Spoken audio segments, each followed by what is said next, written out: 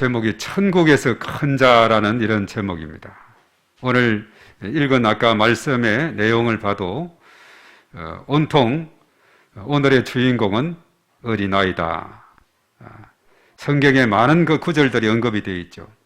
그래서 오늘 또 5월 1일이면서 첫 주일에는 항상 어린 주일 예배를 드리는데 5월 달을 시작하면서 오늘 어린이 주일 예배를 드리면서 또 어린이들의 찬양과 율동을 또 함께 영광을 하나님께 돌리게 하고 또 이 시간 또 말씀을 통해서 우리가 함께 은혜를 받고자 하는 것입니다. 자, 5월 달은 우리가 무슨 달이라 그러죠, 흔히? 가정의 달이다 이렇게 하는데 첫 주는 어린이 주일, 다음 주는 어버이 주일, 셋째 주일은 부부 주일, 서성의 주일, 넷째 주는 빠지고 다섯째 주는 우리 성결교의 주일로 이렇게 지키게 되죠. 그래서 이 5월 달에는 참 기념일이 많이 있는 그런 달이다 하는 것입니다. 오늘 5월을 시작하는 첫날에 바로 어린이 주일 예배를 드리게 됐는데 어린이가 주인공이라고 그랬어요. 그래서 오늘 선물도 이렇게 준비해서 전달하게 되었습니다. 오늘 이 시간 또 함께 참여했고 또 율동과 찬양으로 영광 돌린 어린이 여러분들, 또 함께 참여하는 모든 분들 주님의 은혜와 축복이 함께 하시기를 바라겠습니다. 우리 한 번 더 박수로 격려하고 축복하도록 하겠습니다.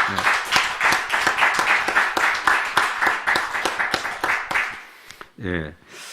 자, 우리 그리스도인들이 이 세상에 살아가고 있는데 이 세상의 발을 땅에 딛고 살아가지만은 우리는 동시에 하늘나라의 시민권을 소유하고 있는 존재다 하는 사실이에요. 우리가 빌립보서 3장 20절에 우리의 시민권은 하늘에 있다 이렇게 말씀했거든요. 그래서 우리는 이 세상에서는 대한민국이라 하는 국가의 국적을 가지고 살아가고 있으면서 장차 저 하늘나라에서는 이제 하늘의 시민권을 소유한 가운데 있기 때문에 당당히 천국문에 들어갈 수 있는 특권과 자격이 우리 모두에게 있는 줄로 믿습니다. 그런데 우리가 이제 이 세상과 천국에서의 가치관은 차이가 있다는 것을 우리가 인정을 해야 돼요. 이 세상은 어찌 보면 눈에 보이는 외형적인 것이 가치관의 기준이 된다면 이 천국, 저 하늘나라는 눈에 보이지 않지만은 내면적인 가치관이 기준이 되고 있다는 것이에요. 자, 그렇기 때문에 예수님의 가르침 중에도 당시 외식주의자들인 바리새인들과 충돌을 일으키게 되었어요. 내려서 이 바리새인들의 기도와 세리의 기도가 누가복음 18장 9절에서 14절의 말씀에 나옵니다. 이제 바리새인들의 기도를 보면 그 내용이 그야말로 세상적으로 볼 때는 너무나 충실하고 한데 그 내용을 자세히 관찰하면 자기 자랑과 자기 과시 이것이 있는 반면에 세리의 기도는 그저 내세울 만한 어떤 것이 없어요. 가슴을 치면서 나는 죄인이로소이다 고백하면서 하나님 앞에 간절히 기도합니다. 결과는 세리의 기도에 응답해 주셨다는 그런 내용이죠. 자, 이것은 바로 하늘나라의 가치관을 우리에게 알려주는 한 부분입니다. 예수님은 그 제자 중에 야고보와 요한이 주의 영광 중에 높은 자리를 요구하자 자, 예수님께서는 뭐라고 했느냐? 누구든지 높고자 하는 자는 섬기는 자가 되어야 되고 어뜸이 되고자 하는 자는 모든 사람의 종이 되어야 된다. 마가복음 10장 35절 이하에 그렇게 말했어요. 그러면서 예수님이 이 땅에 오신 목적이 어디 있느냐? 섬김을 받으려 함이 아니라 오히려 섬기기 위해서 왔다. 그래서 마가복음 10장 45절에 인자가 온 것은 섬김을 받으려 함이 아니라 도리어 섬기려 하고 자기 목숨을 많은 사람의 대성물로 주려 함이니라. 이렇게 말씀했죠. 예수님의 가르침을 보면 그 특징은 말로만 한 것이 아니라 그 말씀한 대로 그가 실천하고 행동한 것을 보게 되는데 결국 예수님은 죽기까지 인류를 위해서 섬김으로 세상 죄를 지고 가는 하나님의 어린 양이 된 줄로 믿습니다. 요한복음 1장 29절에 그렇게 세상 죄를 지고 가는 하나님의 어린 양이다 했어요. 자, 이 사실은 그의 삶을 통해서 증명해 주셨는데 그런 몸소 하나님과 동등한 위치에서 하나님과 본체지만은 그런 낮고 천한 이 세상에 인간의 몸으로 오셔서 결과는 죽기까지 복종하셔서 십자가에 죽으심이라 빌립보서 2장 5절에서 8절에 말했죠. 그런데 사실 이것은 갑자기 한 것이 아니라 일찍이 예수님이 이 땅에 오시기 700년 전에 이사야 선지자를 통해서 예언했는데, 이사야 53장은 예수님의 고난장이라 그러죠. 예수님 오시기 700년 전에 예언된 선지자 이사야에 의해서 기록된 것인데, 그 5절 6절에 보면 그가 찔림은 우리의 허물 때문이요 그가 상함은 우리의 죄악 때문이라 그가 징계를 받음으로 우리가 평화를 누리고 그가 채찍에 맞음으로 우리가 나음을 입었도다. 그리고 우리는 다 양 같아서 그릇 행하여 각기 제 길로 갔기를 여호와께서는 우리 모두의 죄악을 그에게 담당시키셨도다, 이렇게 말씀을 했죠. 그래서 예수님이 이 땅에 오셨고 때가 되어 이제 십자가에 죽으심으로 이 말씀이 성취된 줄로 믿습니다. 예수님의 십자가 지심으로 우리 영적 치유, 정신 치유, 마음 치유, 육신의 치유가 일어나게 됐어요. 누구든지 예수님의 피공 의지하기 때문에 전인적인 구원을 받게 되는 줄로 믿습니다. 얼마나 우리에게 놀라운 축복인지 모릅니다.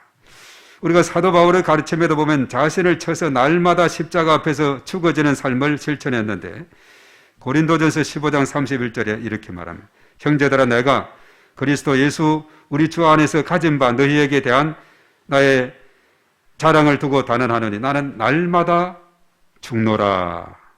날마다 죽노라, 이렇게 말했어요. 사실 이 바울에게는 육체의 가시로 인해서 하나님께 기도했는데 낫지는 않았어요. 내 은혜가 내게 족하도다 하면서 내 능력이 내게 머물게 하려 합니다. 약할 그때 곧 강함이다 라고 고린도후서 12장 7절에서 10절에 말씀하죠. 그게 이제 그가 육체의 가시가 있어서 기도했는데 9절에 그렇게 말하면 나에게 이르시기를 내 은혜가 내게 족하도다. 이는 내 능력이 약한 데서 온전하여 짐이라 하신지라. 그러므로 도리어 크게 기뻐함으로 나 여러 약한 것들에 대하여 자랑하리니 이는 그리스도의 능력이 내게 머물게 하려 함이라. 그러므로 내가 그리스도를 위하여 약한 것들과 능력과 궁핍과 박해와 곤고를 기뻐하노니 이는 내가 약한 그때에 강함이라, 이렇게 말했어요. 이 하늘 아래의 가치관은 높고자 하는 자는 낮아져야 되고 더 강해지려면 내가 약해져야 되고, 인간의 끝이 하나님의 시작이라는 그런 말이 있죠. 절대 절망, 사람의 힘으로는 도저히 안 될 때, 그때 하나님께서 이제 일하실 때라는 겁니다. 이것이 바로 기독교의 하나의 매력이고 능력이다, 이렇게 말씀을 들을 수가 있죠. 이번에 다니엘 기도의 첫날 강사님 또 그래요. 여러 가지 많은 갈등과 어려움과 또 공부도 못하고 이런 가운데 있었는데 하나님께서 그 여러 가지 걸음걸음을 인도해 주어서 또 저 캐나다 가서 유학의 길까지 또 해외 한인교회를 섬길 수 있는 길까지 얻게 하시고, 그런 사람이 나중에 들으니까 25권의 책을 영어를 한국어로 번역하고 5권의 책을 쓰게 되고 또 청소년과 청년 사역에 큰 일을 감당하게 되고, 이런 것은 오직 하나님께서 함께 하시고 은혜를 주셨기 때문에 가능했다는 거죠. 세상적인 가치관으로 볼 때는 처음에 어디 전도사로 소개했는데 누가 그랬다 그랬죠. 전도사가 되게 말도 못하니 이렇게 해가지고 아주 큰 충격을 받았다는데, 요즘은 보면 얼마나 설교도 잘하고 은혜롭게 하고 그 체험이 있고 또 지식도 많이 쌓게 되고 이런 것을 본, 이것은 하나님께서 함께 할 때에 불가능은 없다, 나는 할 수 있다, 나도 할 수 있다, 이런 믿음을 갖게 된다는 거예요. 인간적인 절망, 인간의 끝, 하나님이 일하실 때인 줄로 믿습니다.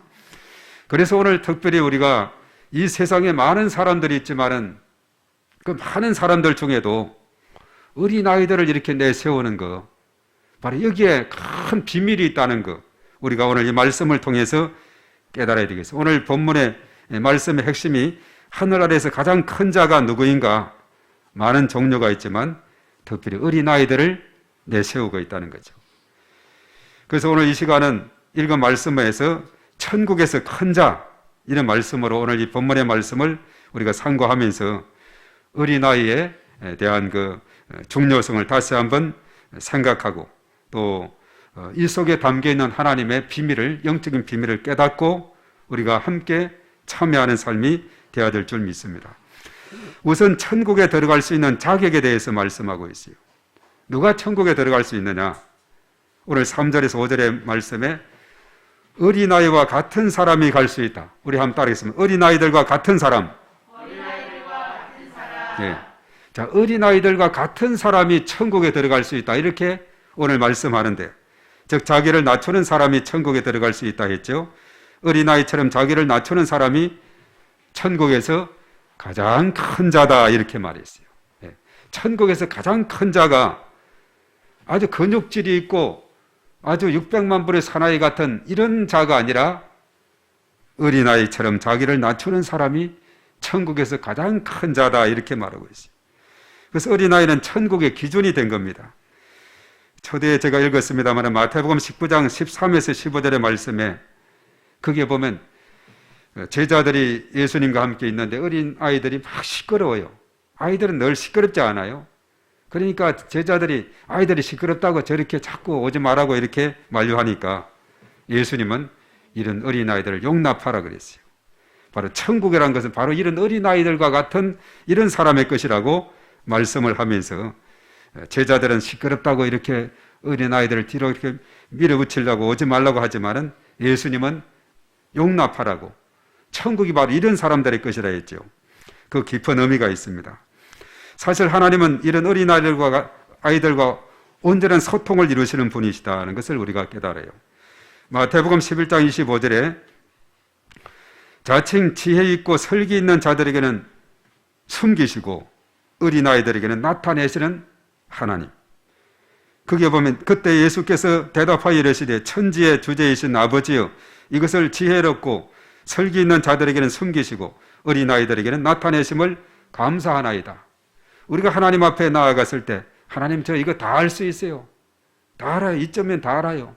내가 혼자 할 수 있어요. 이러면 그 사람에게는 하나님의 비밀, 영적인 비밀을 숨겨주지만 부족합니다. 저는 부족합니다. 연약합니다. 저는 너무나도 연약합니다. 천부 여지 없어 손 들고 나왔습니다. 이렇게 하게 될 때 거기에 하나님께서 나타나 주신다는 거죠. 어린아이들에게는 나타내 준다는 이런 의미를 우리가 깊이 명심을 해야 되겠습니다. 어른들에게보다도 어린아이들에게 나타내 보여주신다. 그리고 사실은 마태복음 21장 16절에 보면은 어린 아기와 젖먹이들의 입에서 나오는 찬미를 온전하게 하신다 그렇게 했습니다. 예수께서 말하되 그들이 하는 말을 듣느냐? 예수께서 이르시되 그렇다. 어린아이와 젖먹이들의 입에서 나오는 찬미를 온전하게 하셨나이다 함을 너희가 읽어본 일이 없느냐 이렇게 했는데 이것은 사실 시편 8편 2절의 말씀을 인용했어요. 주의 대적으로 말미암아 어린아이들과 젖먹이들의 입으로 권능을 세우시며 이런 원수들과 보복자들을 잠잠하게 하려 하심이니라. 어린아이들의 찬양과 그 찬미를 온전케 한다는 것은 거기에 권능을 세워서 대적자들을 잠잠하게 하는 능력이 있게 한다는 거죠. 그래서 어린아이들에게 영적인 비밀을 또 알려주고 또 그들의 찬양을 받으시고 그 찬양을 통해서 원수들을 제압하는 능력도 어린아이들의 찬양을 통해서 일어나게 하고 그러니까 여기에 깊은 의미가 있는 겁니다. 왜 천국에서 가장 큰 자라고 했을까?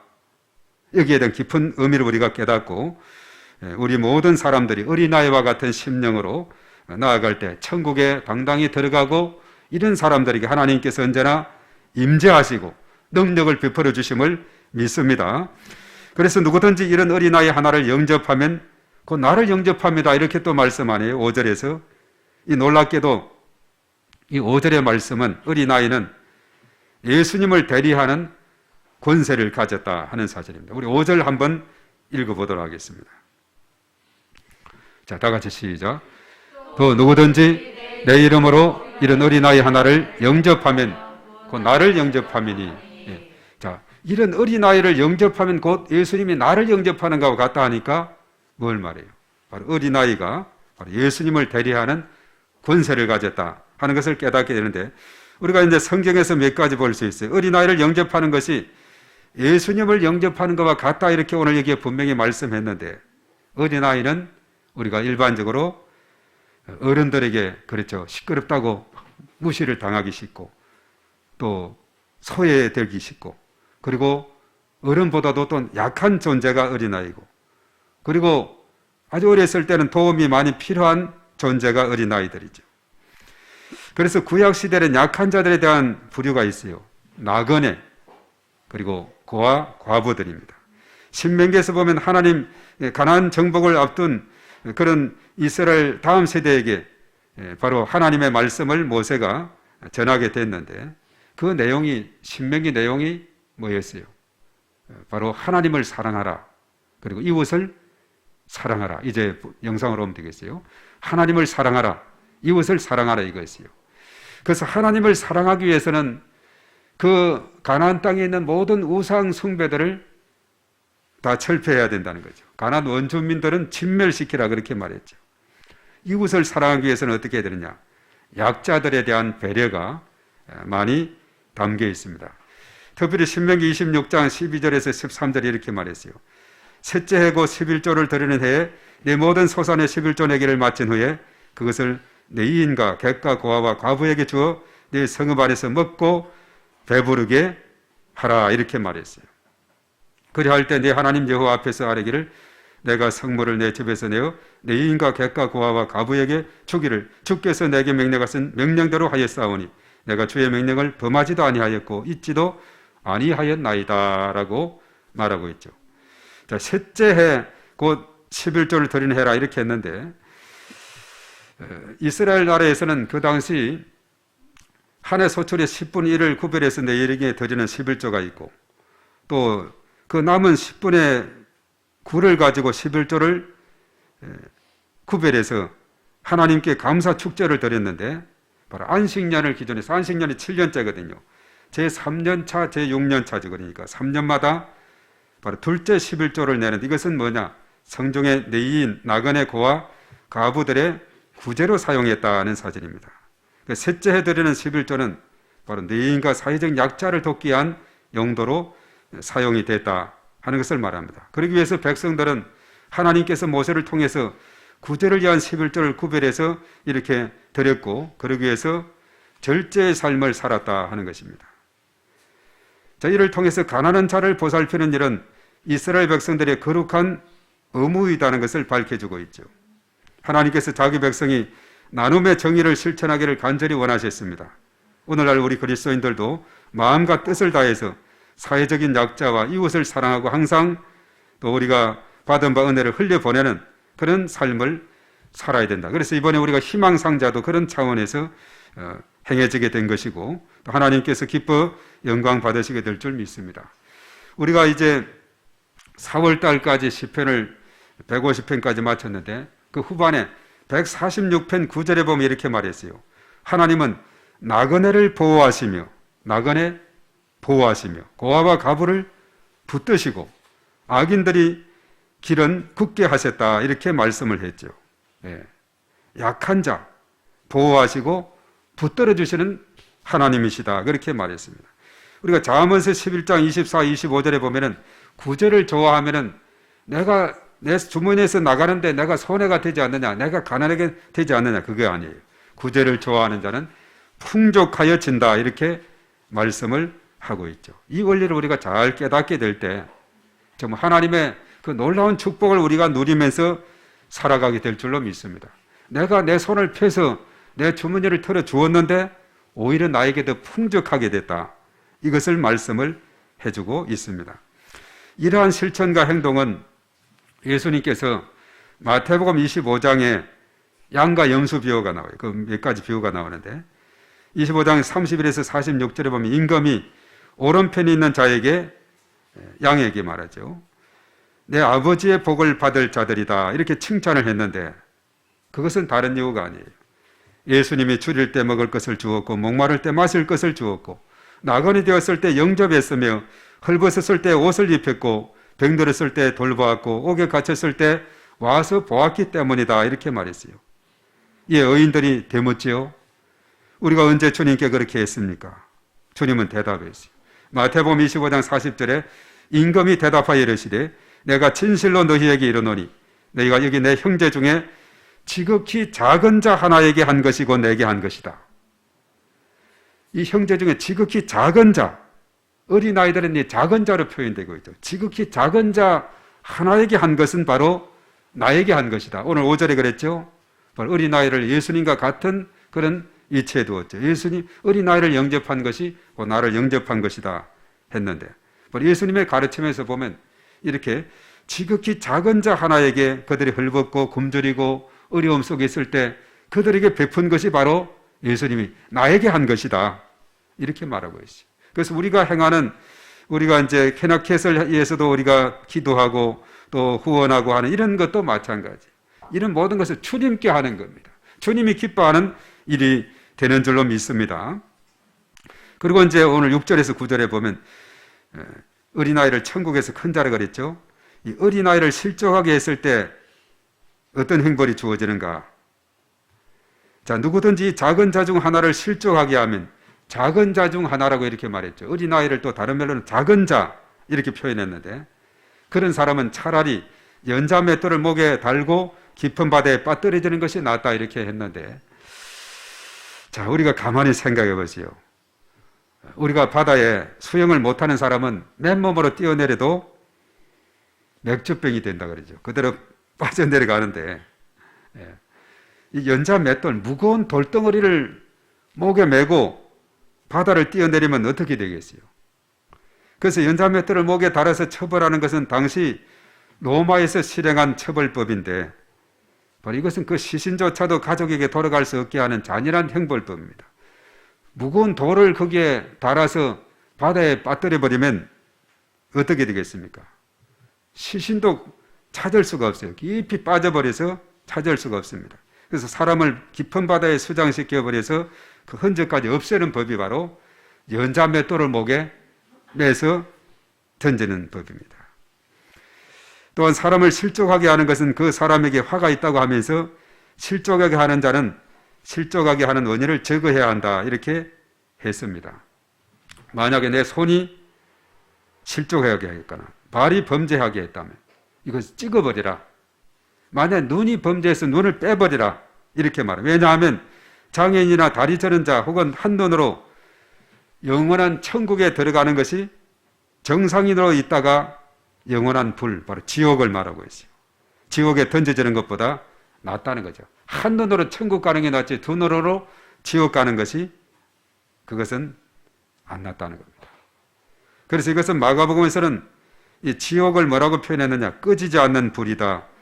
구더기도 죽지 않고 불도 꺼지지 않는다. 불로서 소금치듯 하는 곳이다 라고 마가복음 10장 43에서 49절에 그렇게 말하고 있어요. 그러니 지옥이 얼마나 지긋지긋하고 도저히 갈 곳이 아닌 것이 지옥인 겁니다. 지옥문에 그랬지요. 있다 그러죠. 여기서부터는 희망이 끝이다. 절망이다는 거죠.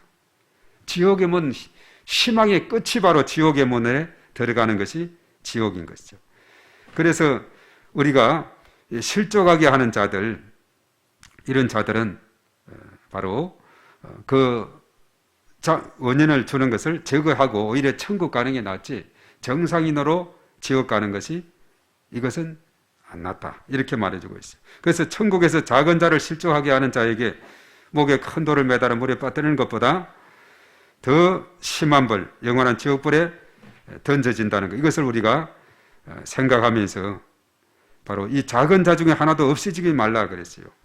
그들의 천사들이 하늘에서 하늘에 계신 내 아버지 얼굴을 항상 배옵느니라 이렇게 말하고 있죠. 천사들이 불꽃 같은 눈동자로 늘 지켜보고 있다는 겁니다. 그래서 이 작은 자 중 하나도 없이 여기지 말고 귀중히 여기고 존귀하게 여겨야 된다. 이것을 말씀해 주고 있어요. 오늘 제자들은 귀찮다, 시끄럽다 이렇게 하지만은 아니다. 그들을 용납해라. 바로 하늘나라는 이런 자들의 것이다. 예수님은 말씀하면서 어린아이들을 아주 높이 치켜 세우고 있습니다. 자, 그래서 천국에서 큰 자에 대해서 우리가 듣고 깨닫게 되는 것은 뭐냐? 천국은 어린아이들과 같은 사람들이 갈 수 있음을 우리가 알게 되었다는 거죠. 바로 어린아이들 그 순수함, 겸손함, 꾸밈이 없음, 가식이 없는 그 깨끗한 마음, 바로 이것을 하나님께서 귀중하게 보신다는 겁니다.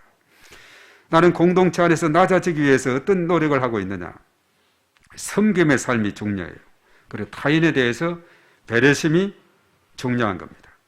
사람들이 끓이는 자리에서 불평 없이 섬기는 지체가 있다면 오늘 그를 어떻게 섬겨야 되겠느냐? 그를 칭찬하고 격려하는 이런 자세가 필요한 줄로 믿습니다. 자, 오늘 어린이 주일을 맞이해서 어린아이들을 더욱 사랑하고 아끼고 보살피고 중보하며 살아야 될 줄로 믿습니다. 그들에게 용기를 심어주고 또 그들을 격려하고 칭찬하고 잘 승리하며 자라갈 수 있도록 우리가 이해해서 기도하고 힘을 모아야 될 줄로 믿습니다. 지금도 이 지구촌에는 우크라이나 같은 곳에는 전쟁으로 인해서 무고한 어린아이들까지 희생되는 아픈 현실이 진행되고 있어요. 물론 우크라이나뿐만 아니라 지구촌 곳곳에 하루속히 분쟁과 이 전쟁이 그치고 진정한 평화가 오기를 우리가 기도해야 될 줄로 믿습니다. 만물이 소생하고 이제 녹음이 짙어지는 이 5월, 이 좋은 계절에 이 땅에 오늘 같은 날은 참 공기도 맑지요. 어제는 한동안 먼지가 안 좋았는데 정말 이런 맑은 공기, 아름다운 날씨, 꽃들이 피어 있고 잎들은 더 녹음이 짙어지는 이 아름다운 계절에 그런 전쟁이 있는 곳은 그것이 그렇게 보이지 않습니다. 오로지 공포감과 죽음에 대한 두려움과 또 여러 가지 많은 아픔과 고통과 또 거기에 많은 부상자들 또 무하게 또 이렇게 폭격한 곳에서 아무런 죄 없는 또 일반 민간인들 또 어린아이들까지 이렇게 참으로 다치고 죽고 하는 이런 현실이 되고 있는데 이 땅에 진정한 평화가 오기를 우리가 기도해야 될 줄 믿습니다. 그래서 전 세계가 평화의 왕으로 오신 예수님을 모시고 진정한 평화가 이루어지도록 우리가 기도해야 됩니다. 자, 어린아이들은 이념과 욕심과 침략 이걸 초월한 진정한 평화의 상징, 바로 예수님의 섬김과 겸손의 상징이 바로 어린아이들이다 하는 거죠. 모두가 어린아이와 같은 마음으로 돌아가서 이 땅에 진정한 자유와 평화가 깃들기를 위해서 우리가 기도하며 나아가야 될 줄로 믿습니다. 그래서 주님의 은혜와 평강이 오늘 저와 여러분들에게 언제나 넘치시기를 주의 이름으로 축복합니다.